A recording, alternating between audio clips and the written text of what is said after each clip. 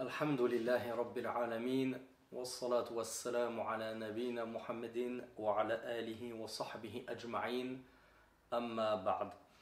On se retrouve avec le 24e hadith de cette playlist sur Al-Arba'in al-Nawawiyah dans laquelle Abu Dhar al-Ghifari rahmatullahi alayhi wa radiyallahu anhu nous rapporte du messager d'Allah sallallahu alayhi wa ala alihi wa sallam qu'il rapporte lui-même de son Seigneur, c'est-à-dire d'Allah subhanahu wa ta'ala, et c'est-à-dire que c'est un hadith qudsi, un hadith divin, où Allah azza wa jal dit Ya ibadi, inni harramtu dhulma ala nafsi wa ja'altuhu baynakum muharraman fala tadhalamu. Ô mes serviteurs, je me suis certes interdit l'injustice envers moi-même et je l'ai rendue entre vous interdite. Alors ne soyez pas injustes les uns envers les autres. Ya ibadi, kullukum dallun illa man hadaytu, fastahduni ahdikum. Ô mes serviteurs, chacun d'entre vous est égaré, sauf celui que j'ai guidé. Alors demandez-moi la guider, et je vous guiderai. Ya ibadi, kullukum ja'i'un illa man at'amtu, fastat'imuni ut'imkum. Ô mes serviteurs, vous êtes tous affamés. Alors, sauf celui que j'ai nourri. Alors, demandez-moi votre nourriture, je vous nourrirai. Ya ibadi, kullukum 'arin illa man kasawtu, fastaksuni aksukum.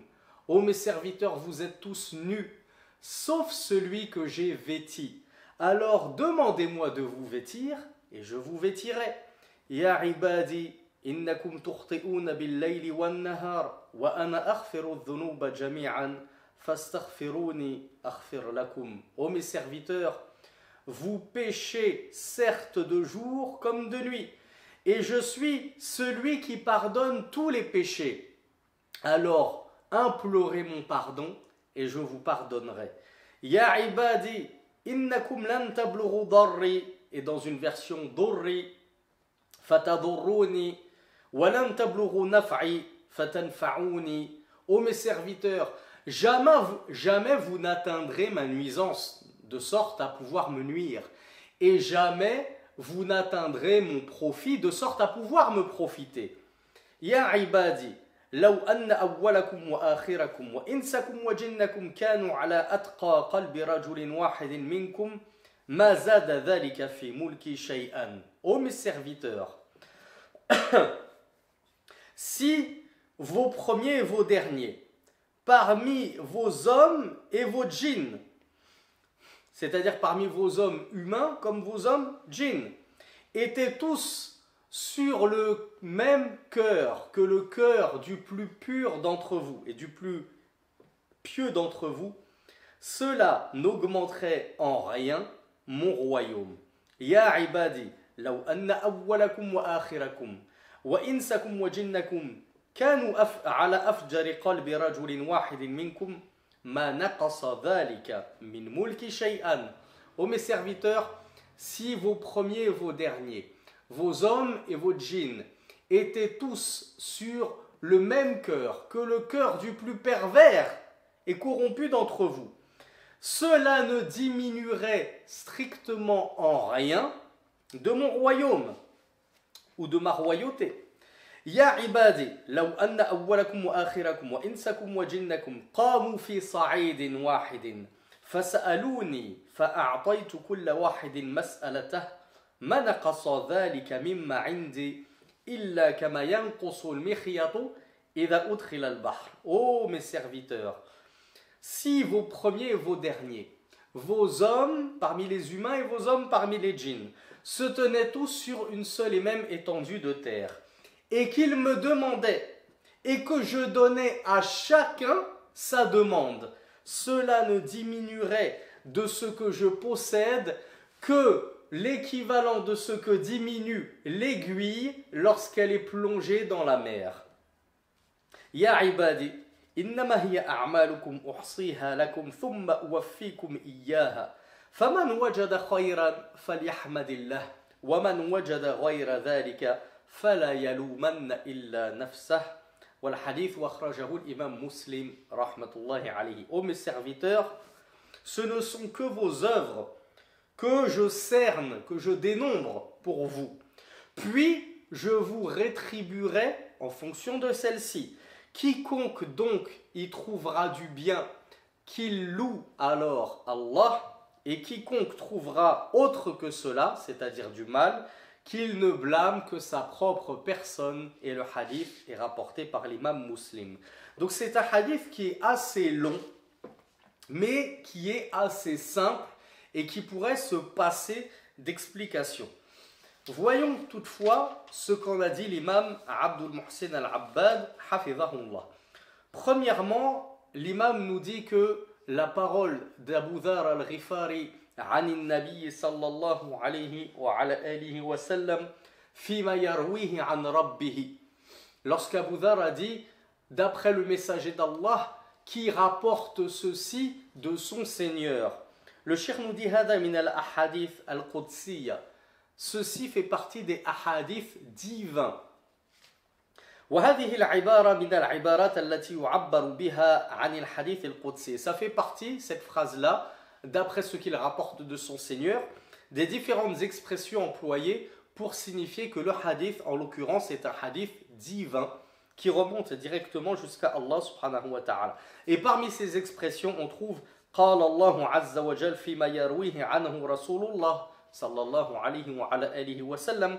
Allah dit, parmi ce que rapporte de lui le messager d'Allah, والحديث القدسي هو ما يسنده رسول الله إلى ربه تعالى ويضيفه إليه ويشتمل على ضمائر التكلم التي تعود إليه سبحانه وتعالى.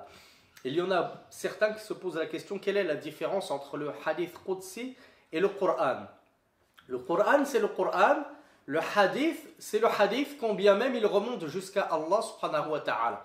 Ce n'est pas parce que c'est la parole d'Allah azza wa jal que le prophète sallallahu alayhi wa sallam nous rapporte telle qu'elle est à incorporer dans le Coran. Le Coran a un début et une fin et c'est bien codifié, c'est bien défini. Mais le hadith Qudsi, effectivement, c'est un hadith à propos que le messager d'Allah sallallahu alayhi wa sallam attribue directement à Allah subhanahu wa ta'ala. Voilà pourquoi on trouve dans les hadiths Qudsi le pronom personnel de la première personne. Lorsqu'Allah nous dit « Vous êtes tous nus et je suis celui qui vous vêtit, alors demandez-moi de vous vêtir, je vous vêtirai. » Allah subhanahu wa ta'ala parle donc à la première personne. Donc cette première personne ici, le « je », n'est pas renvoyé au messager d'Allah sallallahu alayhi wa sallam, mais bel et bien à Allah lui-même azza wa jal. Deuxièmement, قوله يا عبادي إني حرمت الظلم على نفسي وجعلته بينكم محرما فلا تظالموا. Deuxièmement, la parole d'Allah subhanahu wa ta'ala aux mes serviteurs, je me suis certes interdit l'injustice envers moi-même et je l'ai rendue illicite et interdite entre vous, alors ne soyez pas injustes mutuellement les uns envers les autres.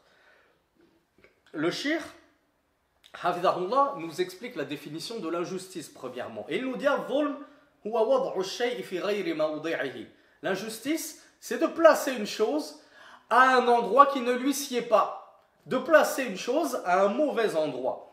En l'occurrence, قد حرمه الله على نفسه ومنعها منه مع قدرته عليه وعلى كل شيء. Le cheikh nous dit une chose très importante. Allah subhanahu wa ta'ala s'est interdit envers lui-même l'injustice quand bien même il en a la capacité. Si Allah le souhaitait, il pourrait être injuste envers ses serviteurs. Donc si Allah s'est défendu envers lui-même l'injustice, ce n'est pas par incapacité de commettre de l'injustice, mais c'est par bonté, par miséricorde et par clémence, par sagesse et par justice. Mais sinon, Allah subhanahu wa ta'ala est tout à fait capable de nuire à quelqu'un qui n'a commis nul mal. Donc il en a la capacité, mais il se l'est interdit l'injustice envers lui-même.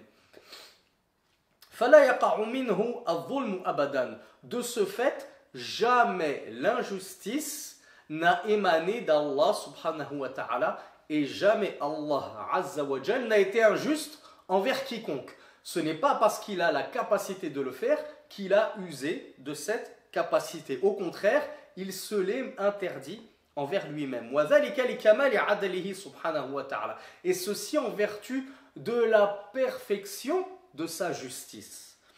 وقال الله سبحانه وتعالى وما الله يريد ظلما للعبيد. Et Allah nous dit dans le Coran, et Allah ne souhaite pas d'injustice envers les serviteurs. De même qu'il dit وما ربك بظلام للعبيد. Et ton Seigneur n'est certes pas injuste envers les serviteurs.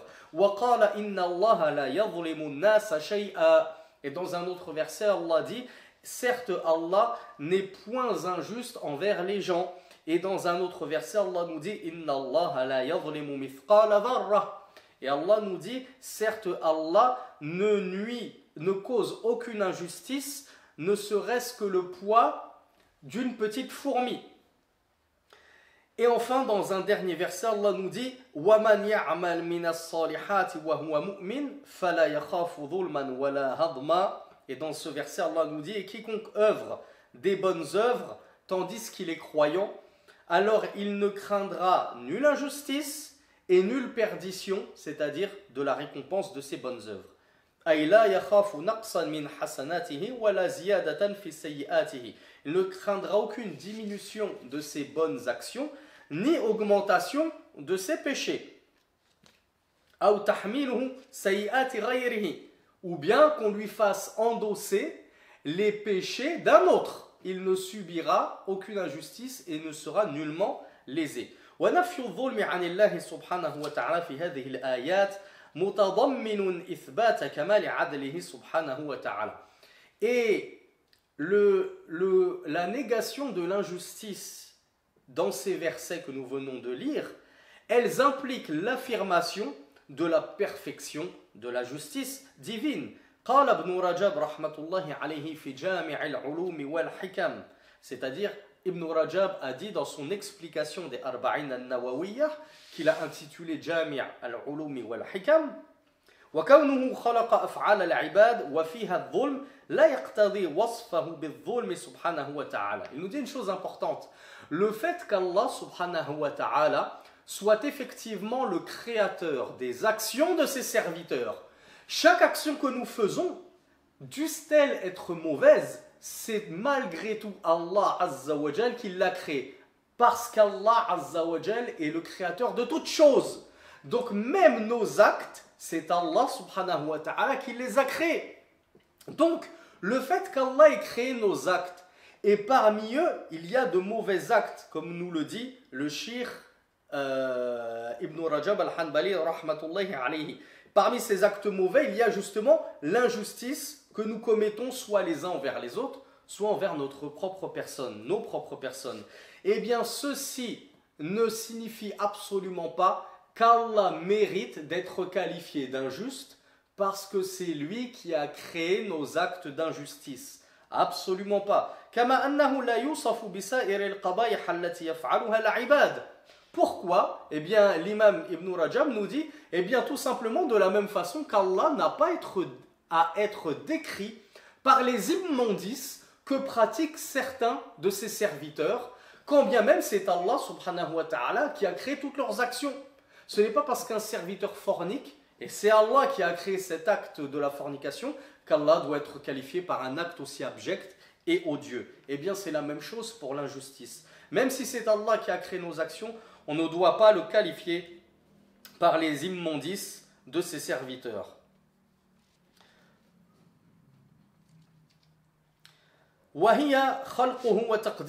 Tous ces actes, toutes ces actions émanant de notre part, quand bien même elles seraient mauvaises, ce sont la création d'Allah, nous dit l'imam, et sa prédestinée.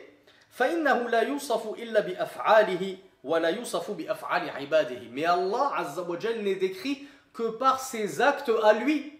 L'élévation au-dessus de son trône, sa descente au ciel le plus bas lorsqu'il ne reste de la nuit que le dernier tiers, etc. etc. Allah Azza wa Jal, on le décrit par ses actes à lui et non pas par les actes de ses serviteurs, du style en être leur créateur.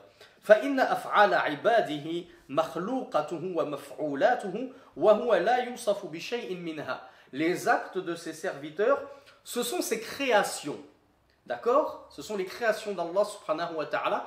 Et pour autant, on ne doit pas décrire Allah subhanahu wa ta'ala par la moindre de ces créations-là.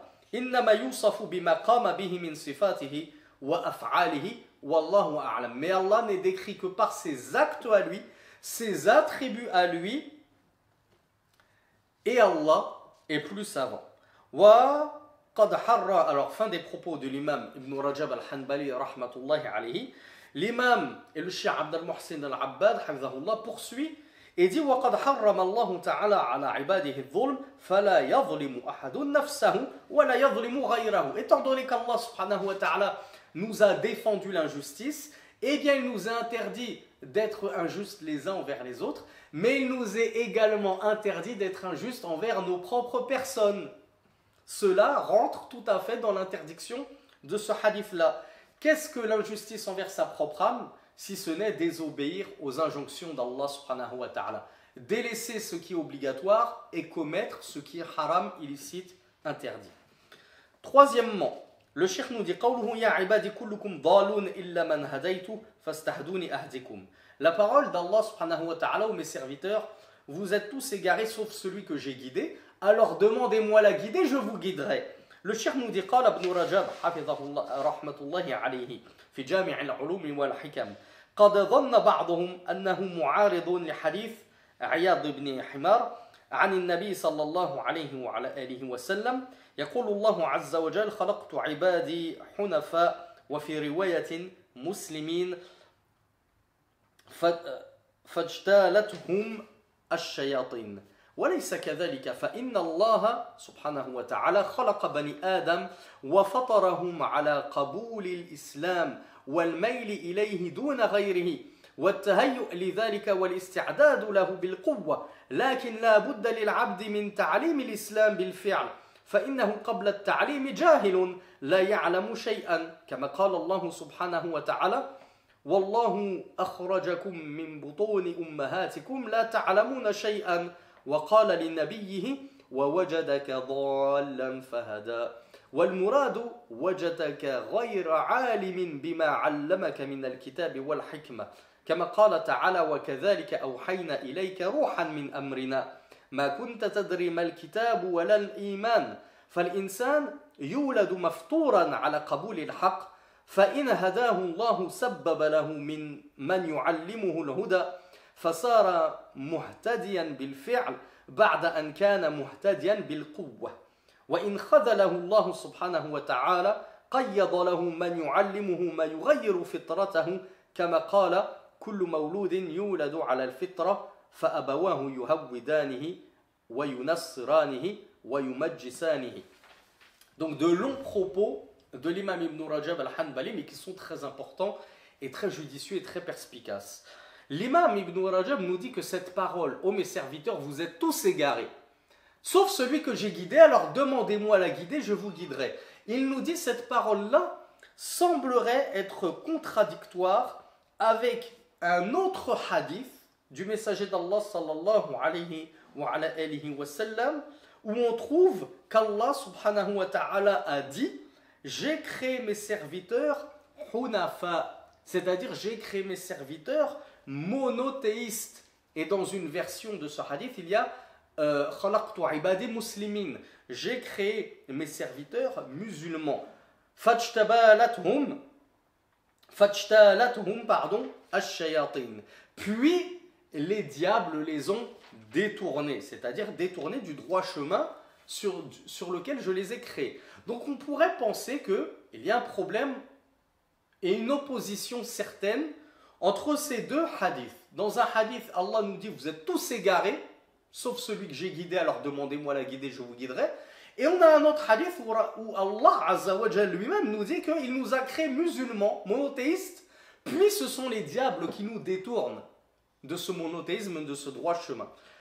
L'imam Ibn Rajab nous dit il n'y a en réalité aucune contradiction entre ces deux propos. Certes, Allah subhanahu wa ta'ala a créé les enfants d'Adam selon la saine nature, al-fitra. Cette saine nature, c'est quoi? C'est le penchant naturel de l'âme à l'acceptation de la vérité du monothéisme d'Allah subhanahu wa ta'ala et par extension de la religion de l'islam. Et donc, naturellement, je vais pencher vers cette vérité qu'est l'islam au détriment de toute autre religion fausse et qui est autre que l'islam, bien entendu. Donc, je vais naturellement être prêt à recevoir et à accepter cette vérité de l'islam. Cependant, il est indispensable pour le serviteur d'apprendre l'islam. Ce n'est pas parce qu'Allah subhanahu wa ta'ala m'a donné cette saine nature qui est le fait que je sois prêt à accepter la vérité lorsqu'elle me proviendra, que ça veut dire que cette vérité qu'est l'islam, je la connais déjà en détail dès que je nais. Au contraire, nous naissons ignorants, sans ne rien savoir, mais nous sommes prédisposés à accepter cette vérité lorsqu'on l'étudie, lorsqu'on acquiert la science de cette vérité-là. Voilà pourquoi l'imam Ibn Rajab al-Hanbali nous dit « Il est donc indispensable au serviteur d'acquérir cette vérité par l'apprentissage de la science des enseignements de l'islam. » Donc j'accepte l'islam naturellement, j'y adhère, je penche vers l'islam, mais ensuite il faut quand même étudier les enseignements de l'islam. Je ne peux pas les connaître naturellement et de manière innée si je ne fais pas l'effort de les étudier. Ainsi donc, avant l'apprentissage, le serviteur d'Allah n'en demeure pas moins ignorant, jahil, il ne connaît rien. De la même façon qu'on trouve ceci dans la parole d'Allah subhanahu wa ta'ala. Et Allah vous a fait sortir des ventres de vos mères, tandis que vous ne saviez rien. Lorsque je viens au monde, je suis ignorant, je ne connais rien. J'ai tout à apprendre, même l'islam, il faut même les bases de l'islam et les 5 piliers de l'islam, je dois les apprendre. Je ne nais pas au monde en connaissant ces 5 piliers. Mais j'ai une prédisposition qui va faire que lorsqu'on me parle de ces 5 piliers de l'islam, je vais tendre naturellement vers l'acceptation de cette vérité-là. De même qu'Allah subhanahu wa ta'ala a dit à son prophète Muhammad sallallahu alayhi wa sallam, le meilleur de tous les envoyés, et nous t'avons trouvé égaré, et alors il t'a guidé, ou plutôt et il t'a trouvé égaré, c'est-à-dire et il, Allah, t'a trouvé dans l'égarement. Tu ne savais pas comment adorer ton Seigneur. Tu te réfugiais dans la grotte de Hira pour chercher à adorer ton Seigneur, mais tu ne savais pas encore comment le faire précisément. Donc Allah t'a trouvé dans cet état d'égarement et alors il t'a guidé et il t'a enseigné l'islam. Le Cheikh Ibn Rajab nous explique qu'est-ce que ça veut dire il t'a trouvé égaré. Ça pourrait nous faire peur d'entendre que Allah subhanahu wa ta'ala a qualifié Muhammad sallallahu alayhi wa sallam d'égaré. N'oubliez pas qu'il l'a qualifié ainsi, que cet état-là lui correspondait avant la révélation de l'islam, bien entendu. Donc le cheikh nous dit Al-muradu bi wajadaka dalan yani ghayra alimin bima 'allamaka min al-kitab wal hikma. Égaré dans le sens tu étais ignorant, tu n'étais pas savant de ce que nous t'avons ensuite enseigné du Coran et de la Sunna. Le messager d'Allah sallallahu alayhi wa sallam à ce moment-là ignorait tout du Coran et de la Sunna. Comme Allah Azza wa Jal nous le dit dans un autre verset. Et ainsi t'avons-nous révélé un esprit de notre part, alors que tu ne connaissais ni le livre, ni la foi. Ainsi donc l'homme naît avec cette saine nature qui consiste à accepter la vérité. Si Allah subhanahu wa ta'ala le guide, c'est-à-dire si Allah Azza wa Jal décide de te guider et alors te guide à cette vérité, il va mettre sur ton chemin les causes d'acceptation de cette guidée en te faisant rencontrer celui qui va t'enseigner la guidée, qui va t'enseigner la science, qui va t'enseigner la foi, qui va t'enseigner le monothéisme. Et alors, après que tu aies été guidé par ta préparation à la vérité, tu seras guidé complètement et totalement.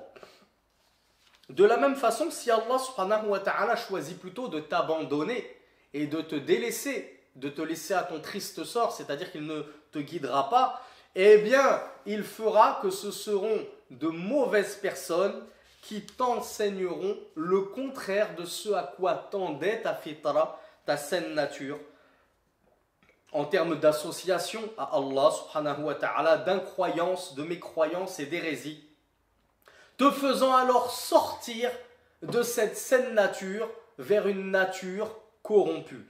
De la même façon que le messager d'Allah sallallahu alayhi wa sallam a dit, chacun naît, c'est-à-dire tout nouveau-né, naît selon la saine nature, puis ce sont ses deux parents qui le judéisent, ou bien le christianisent, ou bien le zoroastrinisme, ou le majoussisme, si je puis dire. C'est-à-dire, puis ce sont tes parents qui te font adhérer au judaïsme, ou bien au christianisme, ou bien au zoroastranisme, qui est la religion des majous, les mages. Mais de base, oui, nous naissons tous sur cette saine nature qui nous pousse à accepter la vérité. Mais si Allah t'abandonne et ne te guide pas, eh bien, il va te laisser auprès de gens qui vont trahir et travestir ta saine nature jusqu'à ce que tu finisses par embrasser une religion autre que l'islam. Donc, fin des propos du Cheikh Ibn Rajab al-Hanbali, rahmatullahi alayhi. Le Cheikh Abd al-Muhsin al-Abbad, hafidhahullah, nous dit « Wa fi hadha al-hadith, al-amru bi su'alillahi la-hidayah » Et là, il y a dans ce hadith l'injonction, l'ordonnance de demander à Allah subhanahu wa ta'ala la guider. Wa hiya tashmalu hidayat ad-dalalati wal-irshadi wa hidayat at-tawfiq wa at-tasdid. Et la recherche de la demande de la guidée d'Allah subhanahu wa ta'ala, elle renferme deux demandes en réalité, nous dit le Cheikh Abd al-Muhsin al-Abbad, hafidhahullah. C'est premièrement, demander à Allah qu'il te guide dans le sens, demander à Allah subhanahu wa ta'ala qu'il t'emmène, qu'il t'oriente sur le droit chemin. Deuxième guidée, c'est le fait qu'Allah subhanahu wa ta'ala t'accorde la réussite et le succès. Ou Allah, guide-moi sur le droit chemin, ça veut dire fais-moi réussir, accorde-moi le succès. Donc oriente-moi vers le chemin, puis fais-moi réussir et accorde-moi le succès sur ce droit chemin.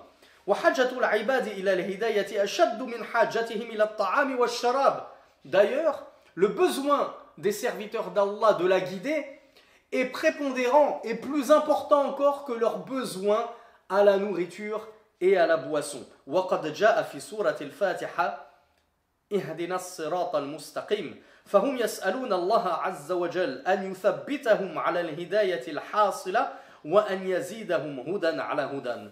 Et d'ailleurs on trouve dans Surat al-Fatiha, guide-nous sur le droit chemin.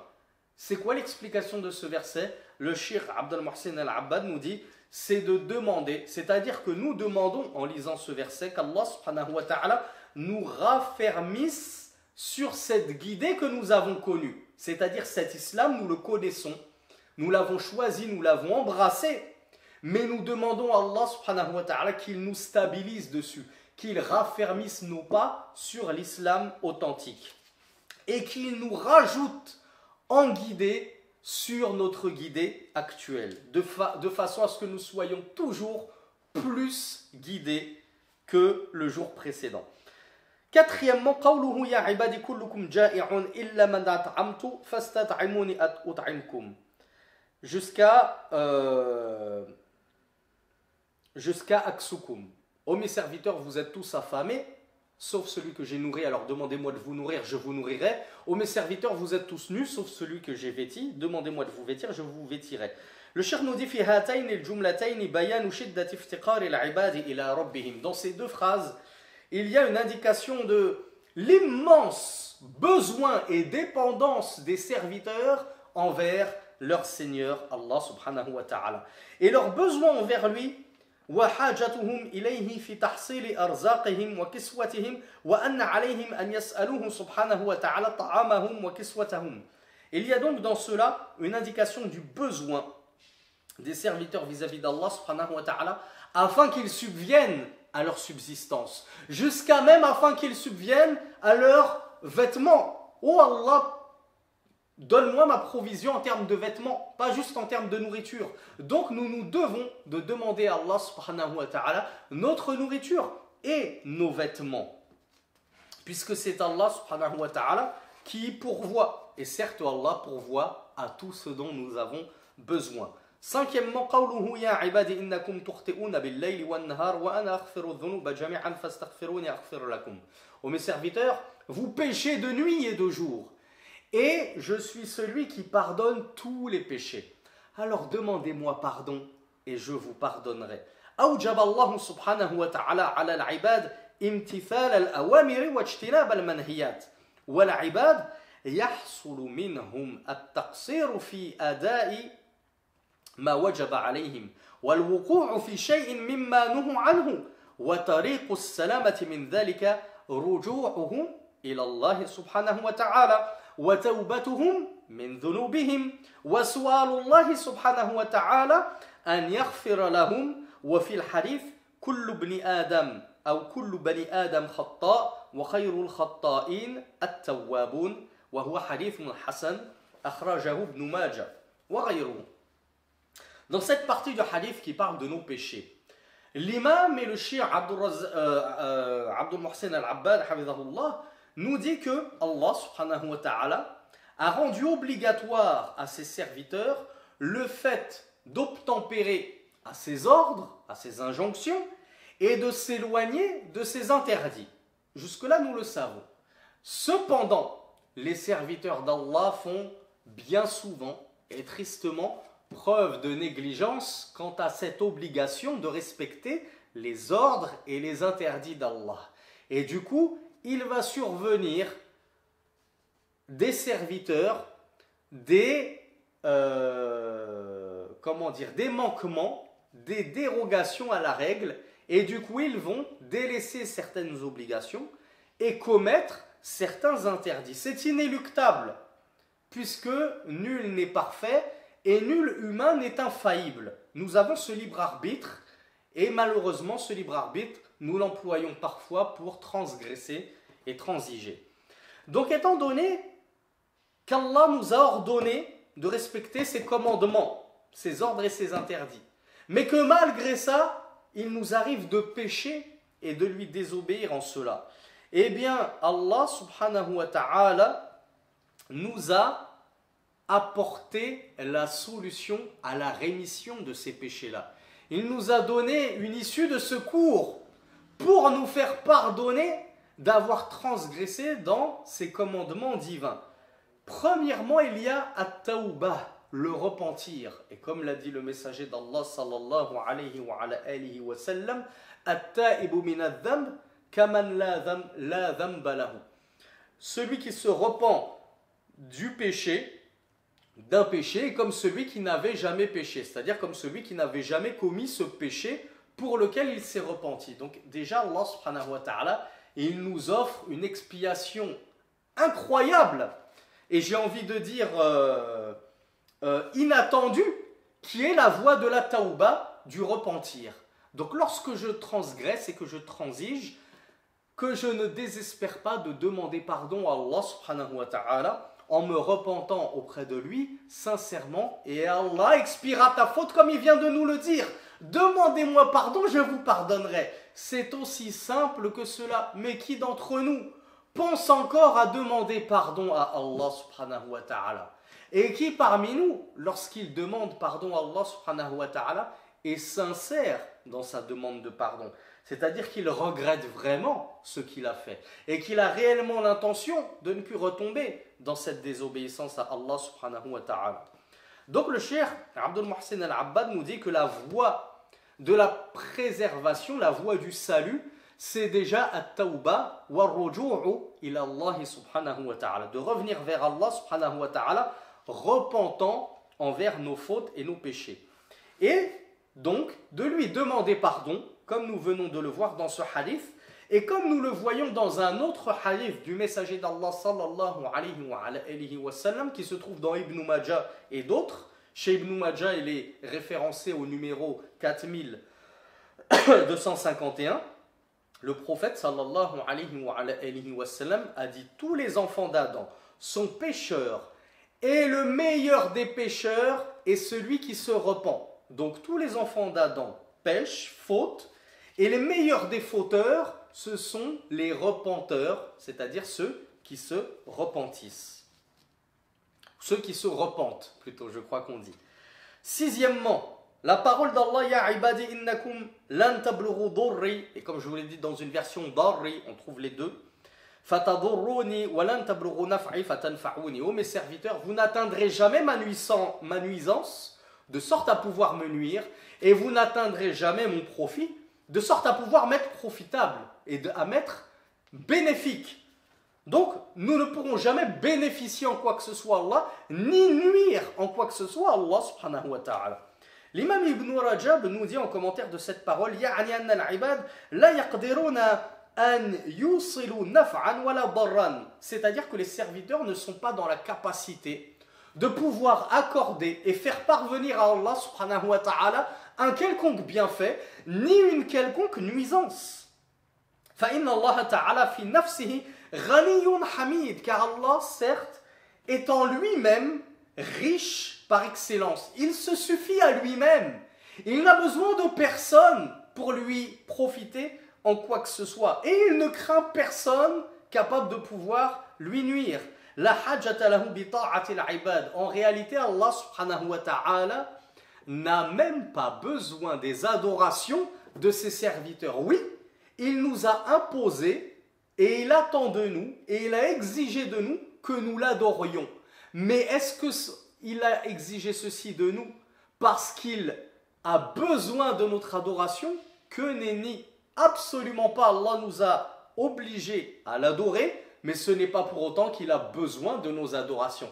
Il s'en passe allègrement et elle n'augmente strictement en rien sa royauté et son royaume.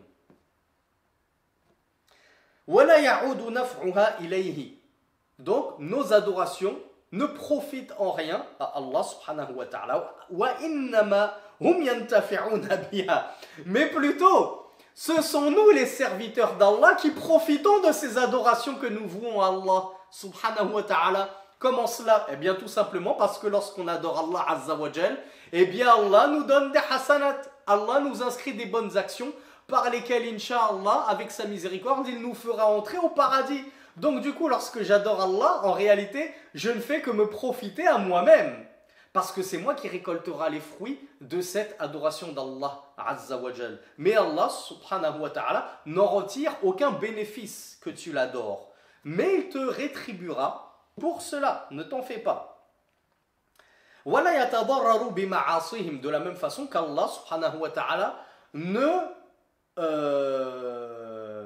récolte aucune nuisance et aucun mal de la désobéissance de ses serviteurs. On pourrait tous, les 7 milliards d'êtres humains sur terre, lui désobéir en même temps, que cela ne nuirait absolument en rien à notre Seigneur et notre Créateur. Mais ce ne sont que les serviteurs qui se nuisent à eux-mêmes lorsqu'ils transgressent et désobéissent à Allah subhanahu wa ta'ala.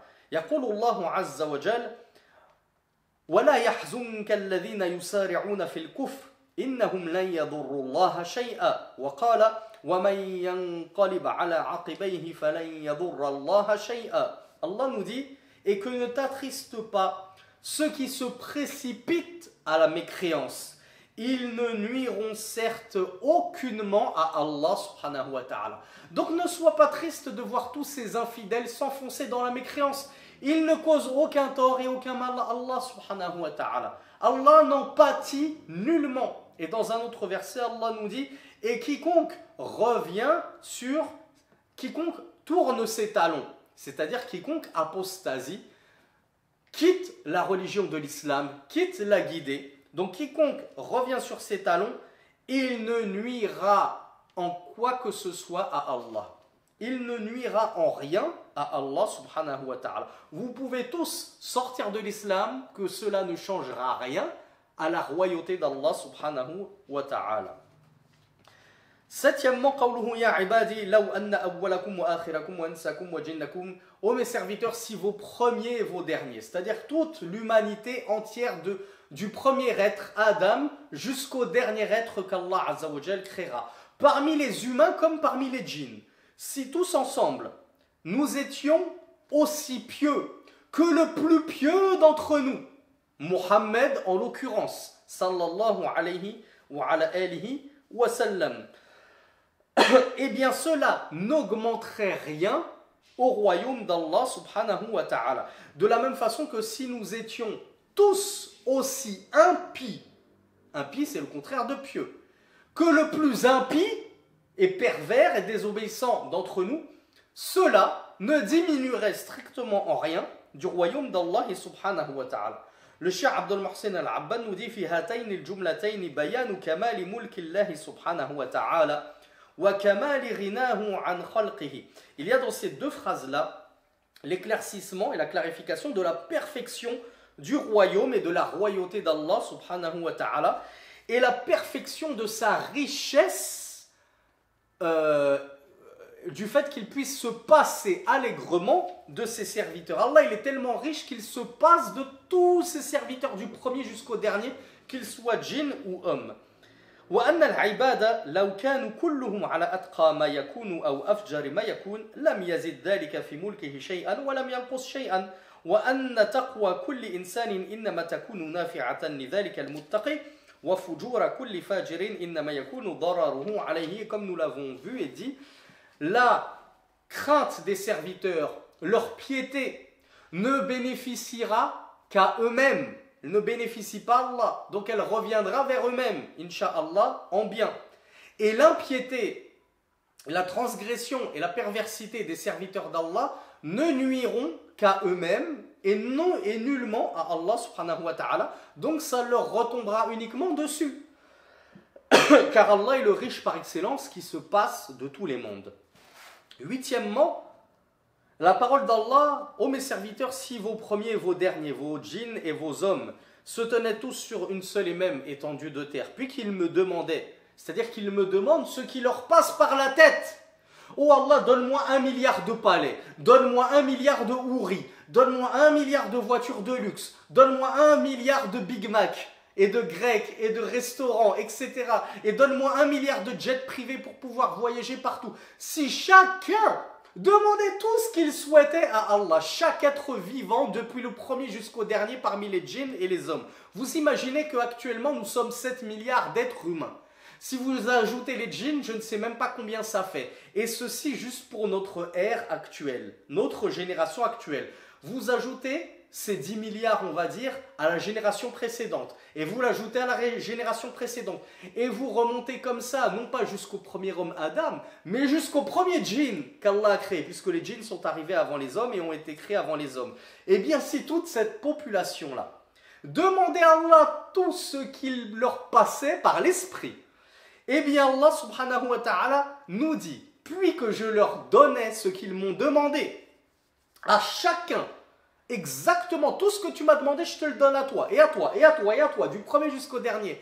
Cela ne diminuerait du royaume d'Allah, c'est-à-dire de sa royauté, de sa richesse, que ce que diminue l'aiguille lorsqu'elle est plongée dans la mer. C'est-à-dire, vous prenez une petite aiguille là, vous savez, une aiguille à cheveux là, une épingle, vous la posez dans la mer, dans l'océan, et vous la ressortez. Qu'est-ce qui s'est accroché à cette aiguille?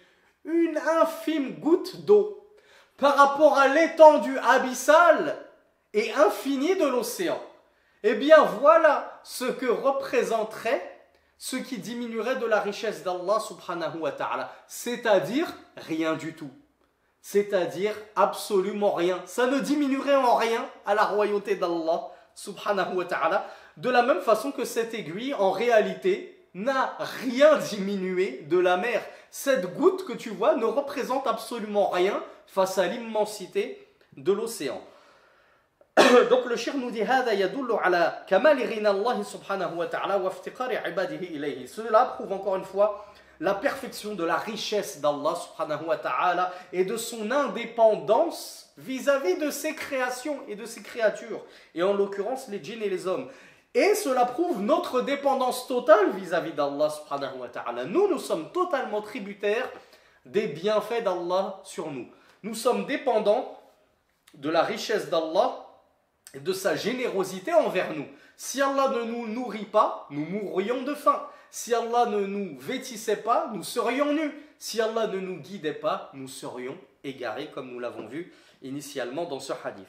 Donc le cheikh nous dit وَأَنَّ الْجِنَّ وَالْإِنسَ لَوْ اجْتَمَعُوا أَوَّلُهُمْ وَآخِرُهُمْ وَسَأَلَ كُلٌّ مَا يُرِيدُ وَحَقَّقَ اللَّهُ لَهُمْ ذَلِكَ لم ينقص ذلك مما عند الله إلا كما ينقص المخيط إذا أدخل البحر والمعنى أنه لا يحصل نقص أصلا. Donc le cheikh nous dit ce qu'il faut comprendre de cette parabole avec l'aiguille qui va retirer une petite goutte dans l'océan, c'est-à-dire qu'en réalité cela ne va rien diminuer du royaume d'Allah subhanahu wa ta'ala aslan. De base, ça ne diminue rien. لأن ما يعلق بالمخيط وهو الإبرة من الماء لا يعتبر شيئا, car cette goutte qui a été retirée de la mer, en réalité, elle n'est pas considérée, elle n'a aucune valeur, elle ne représente rien. ولا لا في الوزن ولا في رأي العين. Elle ne représente rien ni en termes de poids, elle est insignifiante, ni même à l'œil humain comparée à l'océan. On ne pourrait même pas la voir, cette goutte que tu aurais retirée si tu la retirais de l'océan. Neuvièmement, avant-dernière faïda, la parole d'Allah subhanahu wa ta'ala, ce ne sont que vos œuvres que je délimite pour vous, que je dénombre pour vous. Puis je vous en rétribuerai en fonction de celle-ci. Quiconque donc a trouvé du bien, qu'il loue Allah subhanahu wa ta'ala, qu'il fasse ses éloges, et quiconque a trouvé autre que cela, c'est-à-dire qu'il a trouvé du mal dans ses œuvres, eh bien qu'il ne blâme que sa propre personne. Le cheikh nous dit An-nasu fi hadhihi al-haya mukallafuna bimtithal al-awamir wa ijtinab an-nawahi. Les gens, dans cette vie d'ici-bas, sont mukallafun, c'est-à-dire ils sont responsables. Ils portent sur les épaules une charge, une responsabilité qui est d'obéir à Allah subhanahu wa ta'ala, d'obtempérer à ses ordres et ses injonctions et ses obligations, et de nous éloigner de ses interdits, de ce qu'il nous a défendu. وَكُلُّ مَا يَحْصُلُ مِنْهُمْ مِنْ عَمَلٍ خَيْرًا أَوْ شَرًّا فَهُوَ مُحْصًا عَلَيْهِمْ. Et de ce fait, tout ce que nous ferons dans cette vie d'ici-bas, de bien ou de mal, une fois qu'on a atteint at-taklif, c'est-à-dire al-boulour, une fois qu'on a atteint l'âge de la responsabilisation, c'est-à-dire la puberté, avant la puberté, nous ne sommes pas responsables et tenus responsables de nos œuvres, et Allah ne nous tient pas rigueur pour nos œuvres, quand bien même il est tellement généreux qu'il nous écrit les bonnes actions avant la puberté, mais pas les mauvaises actions. Mais une fois la puberté atteinte, et non pas la majorité des 18 ans, comme on l'entend en langue française, la majorité c'est 18 ans. En islam, je vous rappelle que ceci n'existe pas. La majorité en islam, c'est la puberté. Tu n'es pas pubère, tu es un enfant, tu es pubère, tu es un adulte, responsable de tes actes, qu'ils soient bons ou mauvais. Et du coup, tes actes de bon, Allah te les dénombre, et tes actes de mal, Allah te les dénombre également à partir du moment où tu es mukallaf, responsable de tes actions.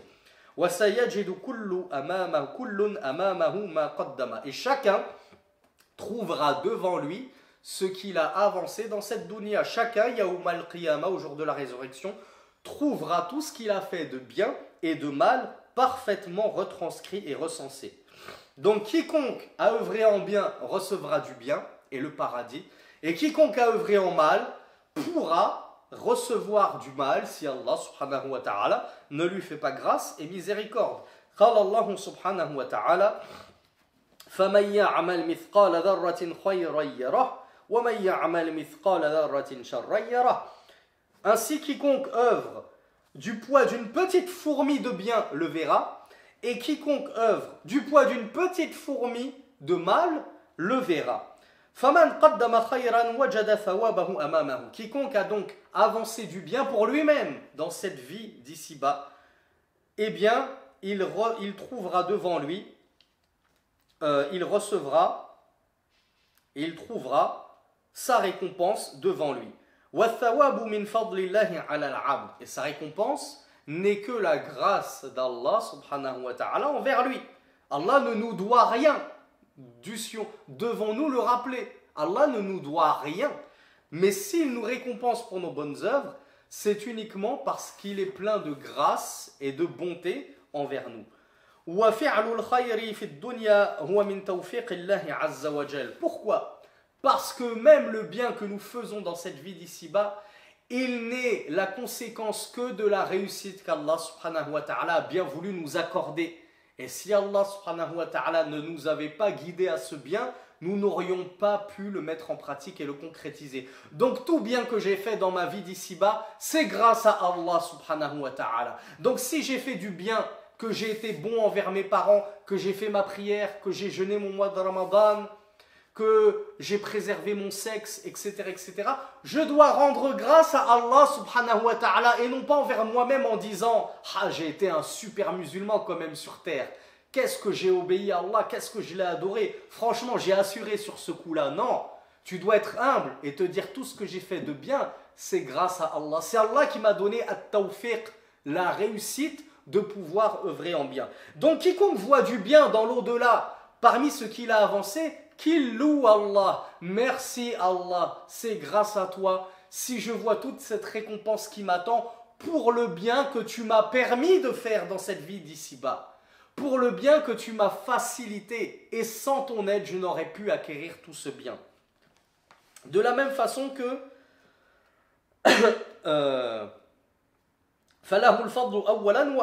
donc à Allah subhanahu wa ta'ala la louange au début et à la fin. C'est Allah subhanahu wa ta'ala à qui revient toutes les louanges, parce que même le bien que nous faisons, c'est grâce à Allah subhanahu wa ta'ala. هذا بفضل الله. ومن وجد أمامه غير الخير فإنما أوتي العبد من قبل نفسه ومعصيته لربه وجنايته على نفسه فإذا وجد أمامه العذاب فلا يلومن إلا نفسه. Tandis que يوم القيامة, au jour de la résurrection, si le serviteur voit en face de lui le châtiment d'Allah subhanahu wa ta'ala, eh bien qu'il sache que ceci n'est rien d'autre que la récompense du mal qu'il a acquis dans cette vie d'ici-bas. Or, le mal qu'il a acquis dans cette vie d'ici-bas n'est que la faute de sa propre âme, n'est que le fruit de ses propres mains. C'est lui qui l'a acquis, ce mal. C'est lui qui a choisi délibérément et en toute âme et conscience de forniquer, de ne pas prier, de ne pas jeûner, de désobéir à ses parents, de voler, etc., etc., etc. Donc si tu vois autre que du bien devant toi, Yawm al-Qiyamah, au jour de la résurrection, alors ne rejette pas la faute sur Allah subhanahu wa ta'ala, mais rejette la faute sur toi-même et ne blâme que ta propre personne. Dixièmement, et c'est le récapitulatif de ce long cours et de toutes ces fawaïd que nous avons vus dans ce hadith. Premièrement, anna min al-ahadith ma yarwihi ar-rasul sallallahu alayhi wa ala alihi wa sallam an rabbih wa yashtamilu ala dhama'ir at-takallumi tarji'u ila Allah wa yuqalu lahu al-hadith al-qudsi. Première faïda que nous avons vu dans ce hadith, c'est qu'il existe des hadiths que nous appelons des hadiths qudsi, des hadiths divins qui remontent directement à Allah subhanahu wa ta'ala et qui par conséquent sont mentionnés à la première personne, et cette première personne qui parle, ce n'est pas réellement Rasulullah, mais c'est Allah directement. Et Rasulullah ne fait que nous transmettre les propos d'Allah subhanahu wa ta'ala. Mais ce n'est pas pour autant du Coran. Ce n'est pas à mélanger et à intégrer au Coran. C'est quelque chose à part, mais oui, c'est la parole d'Allah subhanahu wa ta'ala. Deuxièmement, tahrimullahi azza wa jalla al-dhulma ala nafsihi wa tanzihuhu anhu ma'a ithbati kamali dhiddihi wa huwa al-'adl. Deuxièmement, nous avons vu qu'Allah subhanahu wa ta'ala s'était interdit envers lui-même l'injustice et qu'il en était purifié et qu'il s'en était lui-même purifié. Donc Allah subhanahu wa ta'ala est exempt de toute injustice. Et en exemptant Allah de toute injustice, eh bien Allah subhanahu wa ta'ala s'est affirmé pour lui-même la perfection de sa justice. Troisièmement, tahrimullahi dhulma ala al-ibad li anfusihim wa li ghayrihim. Troisièmement, Allah subhanahu wa ta'ala a interdit l'injustice envers ses serviteurs. Donc les serviteurs n'ont pas le droit d'être injustes les uns envers les autres, ni les uns envers leur propre personne. Quatrièmement, شدة حاجة العباد إلى سؤال ربهم الهدى والطعام والكسوة وغير ذلك من أمور دينهم ودنياهم. Nous avons vu le grand besoin, l'avide besoin des serviteurs d'Allah subhanahu wa ta'ala à demander à leur Seigneur la guidée, la subsistance, c'est-à-dire la nourriture, les vêtements, jusque lui demander tout ce dont nous avons besoin pour notre vie, aussi bien pour notre vie mondaine que dans nos affaires religieuses. Cinquièmement, أن الله يحب من عباده أن يسألوه كل ما يحتاجون إليه من أمور الدنيا والدين. On a vu dans ce hadith qu'en fait Allah subhanahu wa ta'ala, il aime que ses serviteurs lui demandent ce dont ils ont besoin, aussi bien dans leurs affaires mondaines que religieuses. Donc, pourquoi te prives-tu donc d'invoquer Allah et de lui demander tout ce dont tu as besoin? Oh Allah, j'ai besoin d'une épouse. Oh Allah, j'ai besoin d'enfants. Oh Allah, j'ai besoin d'un véhicule. Oh Allah, j'ai besoin d'un toit. Oh Allah, j'ai besoin de vêtements. Oh Allah, j'ai besoin d'un travail. Demande-lui. Invoque Allah, supplie-le. Allah aime qu'on l'invoque. Pourquoi? Parce qu'on l'a déjà étudié dans plein d'autres cours. Ad-du'a huwa al-ibada. Comme l'a dit le messager d'Allah sallallahu alayhi wa sallam, l'invocation, c'est l'adoration. Quand tu invoques Allah subhanahu wa ta'ala et que tu lui demandes tes besoins et que tu ne vas pas chercher ce besoin auprès d'un autre que lui et tu te tournes exclusivement vers lui, tu es en train d'adorer Allah subhanahu wa ta'ala avec ikhlas, avec pureté, exclusivité dans cette adoration-là. Tu es en train de monothéiser Allah subhanahu wa ta'ala. Et bien évidemment qu'Allah aime qu'on le monothéise et qu'on l'adore. Donc Allah aime que tu l'invoques et que tu lui demandes tout ce dont tu as besoin. Donc pourquoi t'en priver alors qu'Allah subhanahu wa ta'ala t'a fait la promesse dans ce hadith qudsi que si tu lui demandes, il te donnera. Donc qu'as-tu à te priver de demander à Allah subhanahu wa ta'ala? Crois-tu que tu vas appauvrir Allah subhanahu wa ta'ala alors que nous avons vu que si tout autant que nous étions, nous lui demandions tout ce dont nous avions besoin, cela ne diminuerait absolument en rien de sa royauté et de son royaume. Sixièmement, كمال ملك الله عز وجل وأن العباد لا يبلغون نفعه ولا ضره بل يعود نفعهم وضرهم إلى أنفسهم. Sixièmement, nous avons vu la perfection de ce royaume d'Allah et de sa royauté. Il est tellement parfait dans sa royauté qu'il se passe allègrement de tous les mondes et de toutes ces créatures et même le trône au-dessus duquel il s'est élevé, Azza wa Jal, Allah n'en a pas besoin. C'est le trône qui a besoin d'Allah subhanahu wa ta'ala. Donc du coup, tout le bien que tu fais, tu en es le seul bénéficiaire. Ce bien-là, il va être bénéfique à toi, pas à Allah. Et tout le mal que tu fais, tu vas en être la seule victime. Et tu ne nuiras jamais à Allah subhanahu wa ta'ala, mais tu ne fais que nuire à ta propre personne par ce mal. Septièmement, أن العباد لا يسلمون من الخطأ. Nous avons vu en septièmement que les serviteurs d'Allah ne pourront échapper à l'erreur. Nous sommes soumis à l'erreur et un jour ou l'autre nous devrons faire un faux pas. Nous ne sommes pas infaillibles. Mais Allah subhanahu wa ta'ala nous a donné une voie de recours, une solution pour pallier ces manquements et qui est al-istighfar wa tawbah. La demande de pardon à Allah subhanahu wa ta'ala et le repentir, par lesquels Allah subhanahu wa ta'ala s'est engagé à nous pardonner nos fautes et nos méfaits si on lui demande sincèrement pardon. Huitièmement, أن التقوى والفجور يكونان في القلوب لقول الله سبحانه وتعالى على أتقى قلب رجل وعلى أفجر قلب رجل. Ça c'est une belle faïda de Cheikh Abdul Muhsin Al-Abbad hafidhahullah. Il nous dit que at-taqwa, la crainte d'Allah, wal-fujur, l'impiété des serviteurs, où est-ce qu'elle se trouve? Est-ce que ça se trouve dans la cervelle? Non, en réalité, la crainte d'Allah, l'impiété, c'est-à-dire la foi ou le manque de foi, elle se localise dans le cœur. Car Allah subhanahu wa ta'ala nous dit, si vous aviez tous le même cœur que le cœur du plus pieux d'entre vous. Donc on comprend que la piété se trouve dans les cœurs, tout comme l'impiété se trouve dans les cœurs. Neuvièmement, أن ملك الله سبحانه وتعالى لا تزيده طاعة المطيعين ولا تنقصه معاصي العاصين. Neuvièmement, nous avons vu que la royauté d'Allah subhanahu wa ta'ala n'augmente pas avec l'obéissance des obéissants parmi ses serviteurs, tout comme elle ne diminue pas avec la désobéissance des transgresseurs et des désobéissants parmi ses serviteurs. Dixièmement, kamalu rinallahi wa kamalu mulkihi. On a vu en dixièmement la perfection de la richesse d'Allah subhanahu wa ta'ala et de son royaume. وأنه لو أعطى عباده أولهم وآخرهم كل ما سألوه لم ينقص من ملك الله سبحانه وتعالى وخزائنه شيئا. De sorte que la perfection de son royaume est telle que s'il donnait à chacun de ses serviteurs, du premier au dernier parmi les djinns et les hommes, ce qu'il demandait, cela ne diminuerait en rien de ce qu'il possède comme trésor. Onzièmement, حث العباد على الطاعة وتحذيرهم من المعصية وأن كل ذلك محسن عليهم.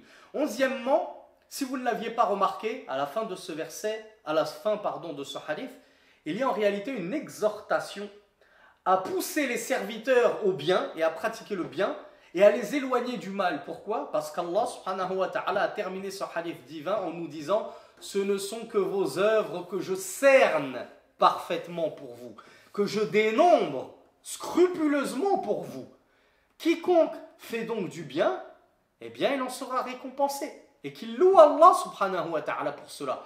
Et quiconque fait du mal, il en sera rétribué, en l'occurrence en mal si Allah subhanahu wa ta'ala ne lui pardonne pas et ne lui fait pas miséricorde, et alors qu'il ne blâme que sa propre personne. En nous disant cela, Allah azza wa jal nous pousse donc à œuvrer en bien et à délaisser les péchés. Car tout est écrit et dénombré scrupuleusement par Allah subhanahu wa ta'ala. Rien ne lui échappe de nos actions et de nos œuvres. Douzièmement, أن من وفقه الله لطريق الخير ظفر بسعادة الدنيا والآخرة والفضل لله للتوفيق لسلوك سبيل الهدى ولحصول الثواب على ذلك. Douzièmement, celui qui a eu l'honneur de recevoir la réussite d'Allah subhanahu wa ta'ala à cheminer sur la voie du bien. Eh bien celui-là a tout gagné dans ce bas monde comme dans l'au-delà. Et le mérite tout entier et la grâce tout entière revient à Allah subhanahu wa ta'ala, car c'est lui qui t'a accordé cet insigne honneur de te faire cheminer sur la droite voie. Et donc c'est lui qui t'a accordé toute la réussite dans ce bas monde. C'est lui qui t'a accordé cette guidée. Et donc, c'est lui qui est en réalité la cause de cette récompense que tu recevras au paradis, incha'Allah, puisque c'est lui qui t'a mis sur le droit chemin. وَأَنَّ مَنْ فَرَّطَ وَأَسَاءَ الْعَمَلَ ظَفَرَ بِالْخُسْرَانِ وَنَدِمَ حَيْثُ لَا يَنْفَعُ النَّدَمِ. Quant à celui qui aura été négligent et qui aura transgressé et qui aura mal œuvré, eh bien celui-là aura tout perdu dans ce bas monde et dans l'au-delà. Et dans l'au-delà surtout, il regrettera durant ce jour fatidique où les regrets ne serviront plus à rien à leurs auteurs. هذا والله أعلم وصل اللهم على نبينا محمد اللهم اجعلنا من الصالحين اللهم اجعلنا من المحسنين. Wallah, place-nous parmi les bienfaisants et fais que nous soyons parmi les vertueux. وآخر دعوانا أن الحمد لله رب العالمين.